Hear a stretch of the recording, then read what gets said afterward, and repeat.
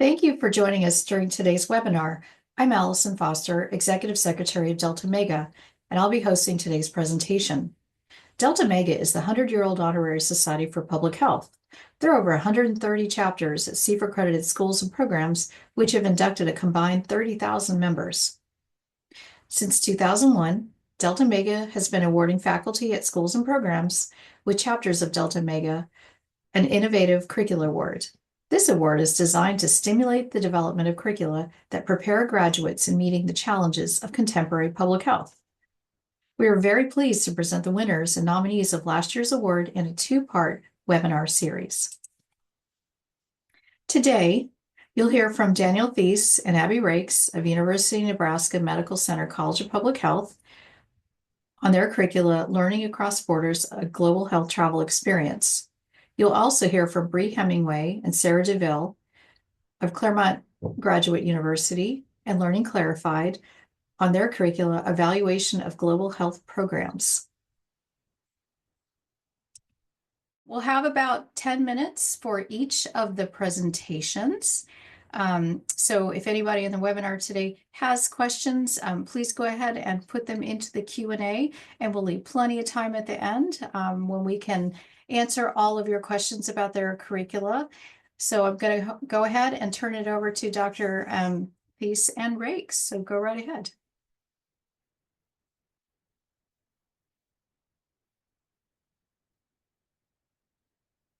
All right, I'm just trying to share my screen and come off mute.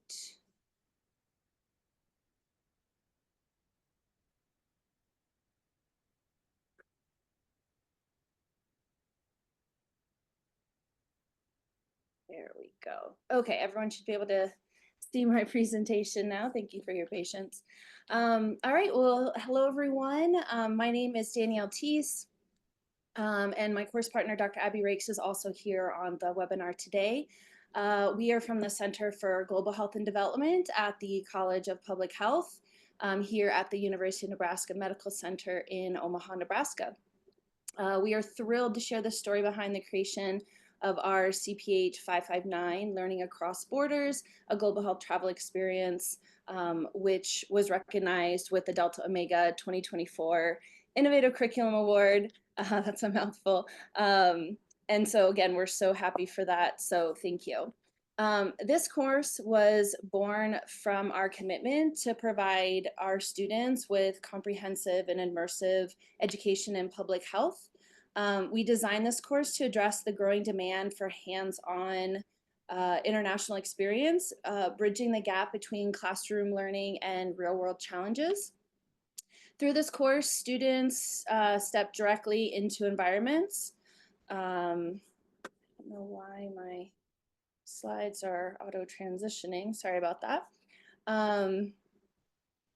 So yes, anyway, sorry. Through the course, students step directly into environments where global health issues were addressed every day, giving them critical insights and skills for their future careers.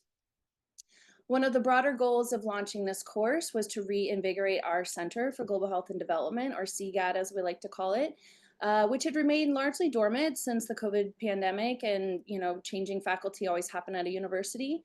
With limited resources, we had to be strategic and intentional in how we approach this. Before this, the last course on the foundations of global health was offered almost a decade ago. And we have only one active global health comparative course in our current teaching catalog. Through this initiative, we sought to not only provide more global engagement opportunities for both students and our faculty, but also to establish meaningful long-term international partnerships that would strengthen our center's global reach and impact. One of the standout features of this course was its innovative course design. By combining immersive field experiences with rigorous academic content, our students connected the theoretical knowledge with real-world applications. We used case studies and data analyses to ensure our students were not only learning about global health, but actively engaging within it in a dynamic and hopefully meaningful way. Our primary goal was to expose students to diverse health challenges while showing them the innovative ways communities address these issues locally. This approach not only enhances students' understanding of global health, but also prepares them to apply these insights to their own communities back home. The course fostered cultural competency and developed future public health leaders committed to global health equity. Here's just an image of basically the modules for the course. So you'll see the different topics week 1 through 11, and we put the travel part of the course between weeks 5 and 6. Rwanda was a natural choice for this course. The University of Nebraska's strong partnerships with Rwanda institutions, such as the University of Rwanda and the Rwandan Institute for Conservation Agriculture, provided a solid foundation. Rwanda's remarkable progress in healthcare and innovation and its unique history made it an exemplary setting for students to learn about global health systems and the strategies we could learn from them. We designed this course to be accessible for all students, including online learners and working professionals. The majority of our students work full-time and complete the MPH program part-time and mostly online. Many of them have families and other responsibilities, so we had to rethink how we could integrate global learning opportunities into our coursework. The 2-week travel course model allowed participants to immerse themselves in the experience without significant disruptions into their personal or professional lives. Sorry, I don't know why it's on a timer here. This inclusivity enriched the course, bringing diverse perspectives from students across the different disciplines, as you see listed here on the slide. Here's one of our group photos of our students here in Kigali. We went in June of 2024. 8 were MPH students, 1 was a PhD student, 7 of the 9 were online students, 2 were international students, and 3 of the students lived outside of the state of Nebraska. Collaboration was a cornerstone of CPH 559. Students worked closely with their peers from the University of Rwanda and engaged with a wide range of stakeholders, from NGOs to local health officials. These interdisciplinary experiences prepared them for the teamwork essential in public health. During the course, the students visited pivotal health institutions and NGOs, gaining firsthand insights into Rwanda's healthcare system. Topics like maternal and child health, nutrition, mental health were explored in depth, providing a comprehensive understanding of public health in action. These experiences encourage students to reflect on how their learning could influence their careers. Here's a picture of us visiting a site. This is called Zipline. It's a drone delivery system. I think it was everyone's favorite thing. They can ship blood products, medicine, any kind of products around the country with like a maximum of 20 minutes. And they just auto launch these drones and they catch them in these nets. So it was really cool to watch them both send and receive drones back. So that was a really fun experience and learning. Here's one. We were at the Human Development Initiative, a nonprofit partnered with Sweden, and we got to learn about how they're talking about reproductive health and rights in the community and the youth that they work with. Here's a fun picture of our students with some of the students from the University of Rwanda's School of Public Health. After a fun day of doing some conversations, some lectures, some case studies, and then we went out to a large dinner, so they got to interact and have a lot of fun that day. Here's some pictures of more peer interactions. This was at RICA, which is the Rwandan Institute for Conservation Agriculture. So again, same thing, in different part of the country. We went, met with their students, did case studies, and they got time to work and discuss. The impact of the course has been profound. The students reported significant growth in their cultural competency and global health knowledge. The course has also inspired future research collaborations, further strengthening the ties between UNMC and these Rwandan institutions. We did a lot of reflection assignments, and one of the ones upon returning from the trip and finishing the course, we asked them, to give us their perspectives. So this was one of the final reflection assignments, was how did your experiences in Rwanda contribute to your personal and professional growth as a public health practitioner? I'll share just a couple examples here, and I know not everyone can always see the slides, so I'll try to read them quickly. First one up was from Brittany. She was one of our online MPH students who lived outside of Nebraska. I definitely gained a new perspective. I learned so much about global health, which shaped my understanding of public health challenges and solutions in a low resource setting. I hope to apply my deepened knowledge of different populations and their needs and how to make the most of the available resources as a member of the public health workforce, seeking to positively contribute to population and global health well-being. I also learned so much from my fellow MPH students and professors from UNMC, the University of Rwanda, and those at RICA. These meaningful connections with my peers and new mentors were one of the biggest highlights of the trip and significantly contributed to my personal and professional development as well. And Brittany had never left the US before, so this was her first time abroad. So she had a wonderful time and really enjoyed that. Nicole is from Nebraska. She's actually a nurse out in western rural Nebraska, and she was truly motivated to bring cultural sensitivity and cultural humility training to her staff upon returning. I will bring back, these are her words, I will bring back my experiences and be a better advocate for some of the less common minority and refugee populations that we serve. I feel like I better know what it's like to live in a developing country. I feel like I gained some skills to better communicate with those living very differently from me. I plan to integrate these skills and insights into future work and studies by making a real effort to take time with our refugee clients who may need more support than what we have to offer at our vaccine visits. I will take time to see these people not just as who they are now and how they are living now, but consider their past and the journey that they have taken to get to where they are now. I plan on finding some resources to educate my staff better and support them in doing the same. So two really powerful and different experiences. And again, we had similar comments from a lot of our students, which are on our website if you want to take a look. Looking ahead, plans for teaching this class again this summer. We're currently recruiting another cohort of students. Like I said, we're working on a research project between the two universities and getting students involved with that as well. We're planning to add even more reflection assignments to the course. The students really thought that those were most helpful.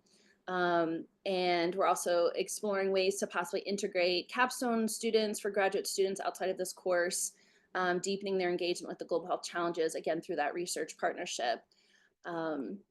So basically, in conclusion, our Learning Across Borders is more than a course. It's a transformative step in public health education. By immersing students in real-world global health challenges, we're preparing the next generation of our public health leaders to tackle both global and local issues with empathy, innovation, and collaboration. Thank you for your time, and I think we'll save the Q&A for the end of the presentation. All right, that was terrific. Thank you so much. All right, so yes, we'll take some questions at the end. So in the meantime, I'm going to go ahead and turn this over to Bree and Sarah. Hi, everybody. Thanks for being here. Wonderful job to folks before us, and thanks to Delta Omega for having us. Today, we're talking about an innovative curriculum approach to an evaluation course called Evaluating Global Health Programs. And my name is Bree, and I'll be presenting with Sarah Douville. Today, we're going to give you an introduction of the course, a little bit about ourselves, and then how we've integrated simulation-based learning into the classroom. And then hopefully we have time for questions at the end. So again, I'm Bree Hemingway, and I'm here with Sarah Douville. So the Evaluating Global Health course is taught at Claremont Graduate University School of Community and Global Health, and it's a graduate level course that's for MPH students and DRPH students. So it's mapped to various MPH and DRPH foundational competencies. And as many of you may know, evaluation is one of the 10 essential services of public health practice. So it's a very important skill set for folks to have in the field. And we thought it was very important to bring in practice-based experience to this class. It's important for us to bring in the practice-based learning because teaching is not the same as actually experiencing and doing the work. And we were hoping that really involving students in these real life experiences would help them get a deeper appreciation for evaluation and the skills they need in practice. Also, some of you may know how hard it is to do practice-based learning in the classroom. So I've taught this course a number of times with Sarah, and we have had challenges of time and resources, logistics of for the students, for the community partners, and really making sure our students were ready and that the practice-based experience or what was happening with our community partners was really aligning with the curriculum. Also, just in the context of the world today, we know our community-based partners are already working with very minimal resources, and so they're burdened, and we didn't want to be an additional burden to these partners. So what we decided to do was think about ways we could bring in simulation, case studies, and role play to try to give students a real practice-based experience. So simulation are interactive and immersive experiences that are very close to real life, but they're dynamic. So as the student makes decisions, the choices and the experience changes. And then case studies, something that I think a lot of people are familiar with. They're a narrative that's very close to real world, but a hypothetical scenario. These are often static, so the students' decisions don't often change the course of the experience, but it really encourages a deep thinking and critical thinking and discussion. And then role play can be applied to either of these, and that's where the student actually steps out of their role and takes a different kind of a different character in the experience. And so they're getting a deeper connection and taking on different perspectives throughout the experience. So we tried to integrate all of those. So case studies, simulations, role play, and really we did this through creating a fictional program that was a mobile food delivery program that was that students could serve as evaluators for. So they could actually offer evaluation services and consulting to this fictional but very realistic program. And this helped us play with a number of things like timing. Students could propose a development and actually go to data collection, data analysis, making recommendations, implementing process evaluation changes, all of that in one semester, which we know is not necessarily always possible in a real world setting. So we could drop them 1 month, 2 month, 3 years into what the cycle would look like and allow them to play with that.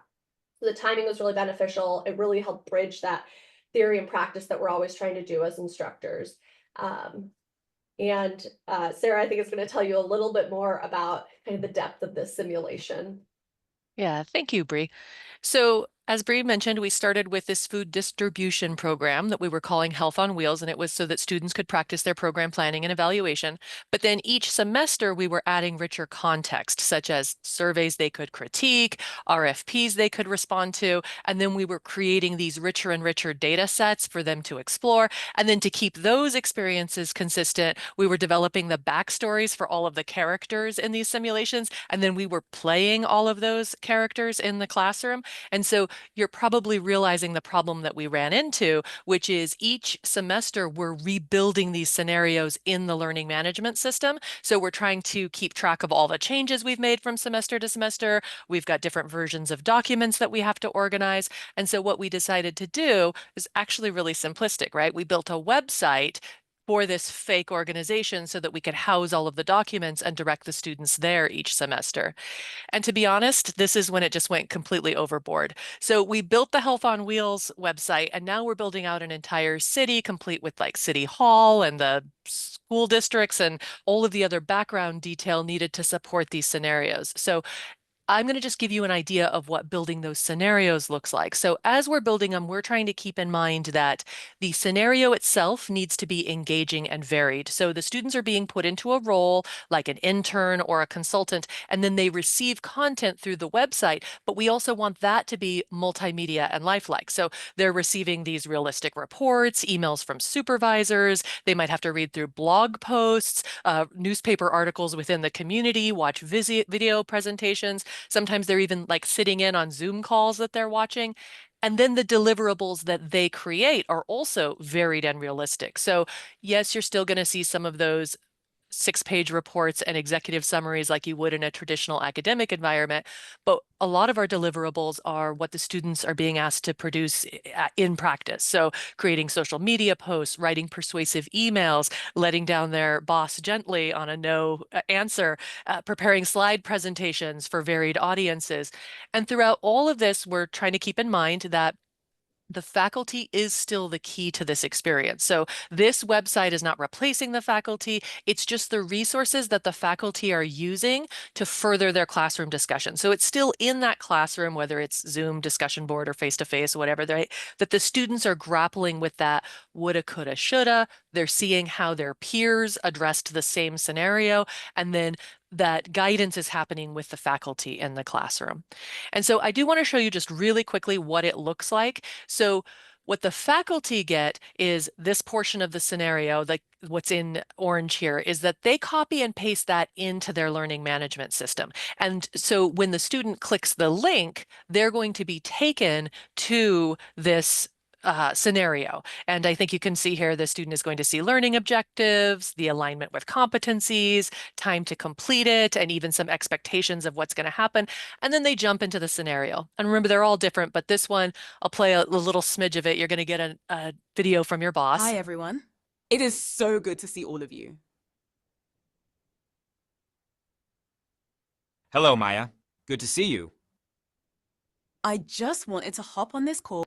So she's going to give you a little intro and some background information. And then just like real life, she sends you an email with all the details you actually needed. So the student is going to go through this email, and as they click these, they're going to be directed to different assets. So on this first one, maybe they go to the website and they see the results of this is what the pilot program was. And then they may see a survey from, this is actually a report from that pilot program. And here, the quotes and things that are embedded in the report, it's just important to keep in mind that we created the report for this scenario, but all of the data from those surveys, from these people, it already exists in the city in other CSV formats, so it can be used and repurposed in multiple scenarios, meaning that it's a very lifelike and detailed experience for the students. And then, so they're getting reports with, again, demographic information that's been distilled from these deeper data sets that they can explore in other scenarios.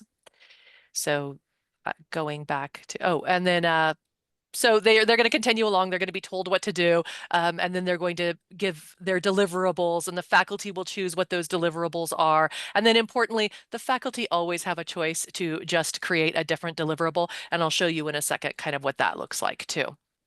So what are we going to do from here? So I'll tell you that what we're doing from here is Bree and I are just building out more of Clear City. So we're creating more scenarios for our simulation citizens and for students to work with. We're working on more public health courses, but we're also expanding our use cases. So this semester, we're piloting Clear City scenarios in a data visualization and communication course. And we're emphasizing that scenario flexibility so that each one is freestanding, meaning that faculty can offer just one of them or they can offer them in any order. And we're trying to keep the components separate, but with dedicated links so that if faculty want to, they can grab those assets and rebuild it directly into their LMS like we were doing in the beginning. If, for instance, they want to use them to have a different scenario with different deliverables. And we're aligning each of these scenarios around the chapter structure of those most common textbooks and building out more faculty support resources for them. And just thinking in what you can do from here, maybe you have a real life and you don't want to spend all of your time building out a fake world, but I'm still hoping that giving you these examples is inspiring you to think about incorporating just some of these components. It does not have to be an entire city. If we get into it in Q&A, we can give you some examples of how you can do it just in one class session. But the idea is that if you're using some of these techniques, it's more fun and engaging for the students, and it can also be more fun for you. And then we can end this and take any questions, Allison. Okay. Oh, that was fantastic. Okay, so let's see what questions we've got. I'm going to say either of the presenters can answer any of the questions, but this one I'm going to kind of direct towards the Claremont curricula is tell me about the process of getting buy-in from the faculty for this curriculum. It kind of came out of my own, so I was the faculty for this, and at the time Sarah was my TA in the class, and we kept just year over year we would teach it and get more and more depth, and then it got to so we were very excited about it. We kept getting feedback from students that it was working, and so and honestly, it was a lot of fun for the faculty, like giving these simulations. The discussion was more engaging. Students had kind of more thoughtful questions about how to do evaluation, and you could give them exposure to the challenges of what could happen, and so they could really think through some of that and build skills. So it was kind of easy to get the buy-in, although the amount of time it took to build all this was probably, I don't know if we foresaw how much depth and time was going into it, but yeah. I can imagine.